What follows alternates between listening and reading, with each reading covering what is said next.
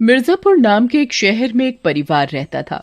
उस परिवार में एक बूढ़ी औरत, उसका बड़ा बेटा रमेश, बड़ी बहू रमा, छोटा बेटा महेश, छोटी बहू संगीता रहते थे।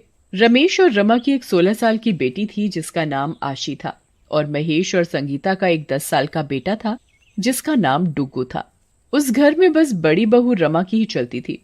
रमेश की एक इलेक्ट्रॉनिक्स की दुकान थी जिसमें उसने अपने छोटे भाई महेश को नौकरी पर रखा हुआ था। रमेश दुकान पर पूरा दिन मेहनत करता था और घर में उसकी पत्नी संगीता काम में लगी रहती थी। घर के हर बड़े फैसले से लेकर राशन तक की छोटी छोटी चीजों तक रमा की ही मर्जी चलती थी। महेश और संगीता बहुत ही सीधे थे। वे उनसे परेशान थे पर कभी कुछ नहीं कहते थे। रमा एक अमीर घर से आई थी और संगीता एक गरीब, तो उस कारण भी रमा संगीता को अपने आगे कुछ नहीं समझती थी। एक सुबह जब रमेश और महेश दुकान जाने की तैयारी में होते हैं, संगीता, ओ संगीता, कहाँ है तू? इनको दुकान जाने में इतनी देर हो गई है और तूने अभी तक इनका खाना पैक नहीं किया। तुझे पता है ना त्योहार आ रहा है तो इनको दुकान जल्दी खोलनी होती है। जी दीदी, मैं बस करने ही वाली थी। वो मेरी तबीयत थोड़ी ठीक नहीं थी तो मैं वो पूरी रात सो ही नहीं पाई। सुबह जाकर आंख लगी तो उठने में देर हो गई। तेरी तबीयत तो काम करने के टाइम पर हमेशा ही खराब हो ही जाती है, कामचोर कहीं की।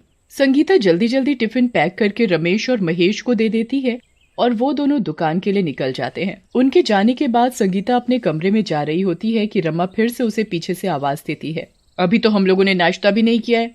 तू बिना नाश्ता दिए कहाँ अपने कमरे में चली जा रही है? अरे बहू, संगीता की तबीयत ठीक नहीं है, उसे जाने दे और थोड़ा आराम करने दे। आराम? और कितना आराम करेगी ये? और आप बीच में ना ही बोलो तो अच्छा होगा। जब देखो तब अपनी छोटी बहुरानी की तरफदारी करती रहती हो। अरे माँ, आप मेरे लिए परेशान ना हो। दीदी, मैं अभी नाश्ता बना देती हूँ। संगीता की तबीयत बहुत खराब होती है, उसकी कमर में भी बहुत दर्द होता है, फिर भी वो जैसे तैसे सबके लिए नाश्ता बनाती है। रमा और आशी फटाफट नाश्ता कर लेते हैं और बाकी लोगों के लिए कुछ भी नहीं बचाते। मम्मी, मुझे बहुत भूख लगी है। ताई और दीदी तो सारा नाश्ता खा गए, अब मैं क्या खाऊं? क्या मेरी शिकायत लगा रहा है अपनी माँ से? बहुत बोलने लगा है। चुपचाप जो फ्रिज में पड़ा है वो खा ले। और संगीता, तू छत पर जा और सारे कपड़े धो दे, पर उससे पहले पूरे घर की सफाई करके जाइयो। जी दीदी। संगीता पूरे घर की सफाई करती है, फिर छत पर जाकर पूरे घर के ढेर सारे कपड़े धोती है। कपड़े धोने के बाद संगीता कपड़े सुखाई रही होती है कि तभी रमा आ जाती है। जरा सा काम करने में पूरा दिन निकाल देगी क्या? बाजार से सामान भी लेकर आना है, वो कौन लाएगा? दीदी, मैं ले आऊंगी। ठीक है, चल मैं पार्लर जा रही हूँ, मुझे अपने लिए कुछ शॉपिंग भी करनी है तो मैं थोड़ा लेट हो जाऊंगी, इसलिए जब तक मैं वापस आऊं मुझे रात का खाना तैयार मिलना चाहिए। ठीक है दीदी। रमा पार्लर चली जाती है और संगीता बेचारी घर पर अकेली पूरा दिन काम करती रहती है। रमा के ऐसे बर्ताव के कारण उससे सभी दुखी थे, पर कर भी क्या सकते थे। अगर कोई कुछ बोलता तो वो अपने पति रमेश से शिकायत कर देती और वो हमेशा घर छोड़ने की धमकी देने लगता। बूढ़ी माँ अपने परिवार को अलग होते भी नहीं देख सकती थी, इसलिए बस सब कुछ चुपचाप सह रही थी। संगीता और महेश को इसलिए सहना पड़ता था क्योंकि महेश रमेश की दुकान पर ही काम करता था। उसके पास ना तो कोई दूसरी नौकरी थी, ना ही इतने पैसे की कोई काम शुरू कर सके, इसलिए बस दोनों पति पत्नी भी चुपचाप सब सह रहे थे। रमा रोज पूरा दिन संगीता से काम करवाती और उसके बेटे को डांटती रहती। महेश बेचारा पूरा दिन दुकान पर मेहनत करता और बदले में उसे अपनी मेहनत के पूरे पैसे भी नहीं मिलते थे। संगीता इन सब चीजों से बहुत दुखी हो जाती है। मैं नहीं झेल पाऊंगी ये सब, इससे अच्छा तो मैं कहीं जाकर मर जाती हूँ। संगीता परेशान होकर एक रात पास की नदी में जाकर कूद जाती है।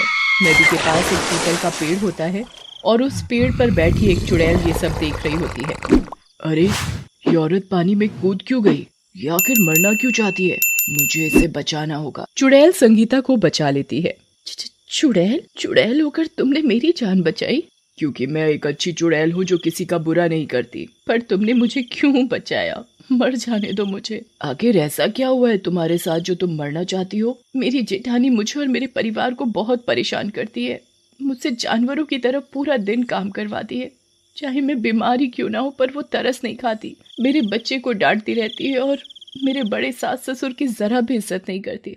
तुम्हारे साथ तो बिल्कुल वही सब हो रहा है जो कभी मेरे साथ हुआ था। मैंने तो बेवकूफ़ी में आकर खुदकुशी कर ली थी, जिसके बाद मेरे बच्चों और पति की जिंदगी खराब हो गई।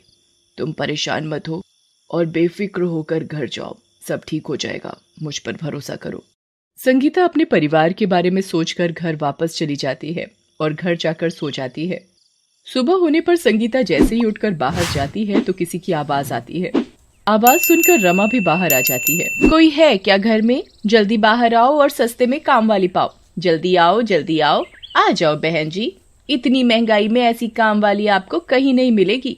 हमें कोई काम वाली की जरूरत नहीं है, चलो कहीं और जाओ। अरे मैडम, बहुत सस्ते में फटाफट काम करूंगी, आप एक बार मुझसे काम करवा कर तो देखो। बोला ना नहीं रखनी, चल अब जा यहाँ से। और अगर तुझे रख लेंगे तो ये मेरी देवरानी संगीता पूरा दिन बोर हो जाएगी। अच्छा तो मैडम, मैं सिर्फ आपके काम करूंगी और आपकी देवरानी संगीता का कोई काम नहीं करूंगी। मैं सब कुछ करूंगी, जैसे हाथ पैर दबाना, मालिश करना। मैंने तो पार्लर का कोर्स भी किया हुआ है। मैं सब काम घर पर ही कर दूंगी। आपका पार्लर का सारा खर्चा बच जाएगा और मुझे बदले में कहीं सोने की जगह दे दो और 2 वक्त का खाना। ऐसी काम वाली तो मुझे कहीं नहीं मिल सकती, मुझे इसे फटाफट रख लेना चाहिए। रमा उस काम वाली को रख लेती है। तुम्हारा नाम क्या है? जी मेरा नाम शांति है।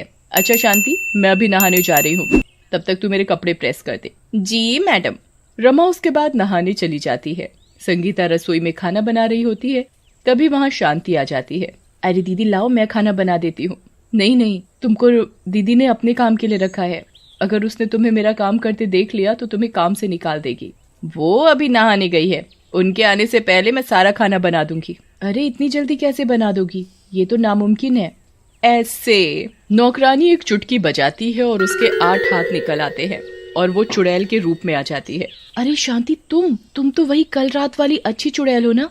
तुम यहाँ कैसे? मैं यहाँ तुम्हारी मदद के लिए आई हूँ, अब तुम्हें परेशान होने की कोई जरूरत नहीं, मैं सब ठीक कर दूंगी।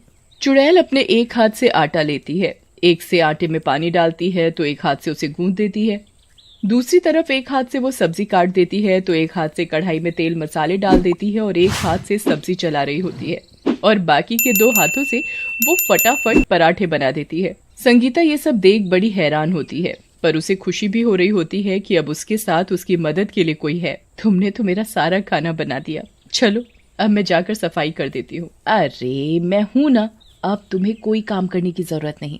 चुड़ैल फटाफट अपने 8 हाथों का इस्तेमाल करके पूरी रसोई को साफ कर देती है।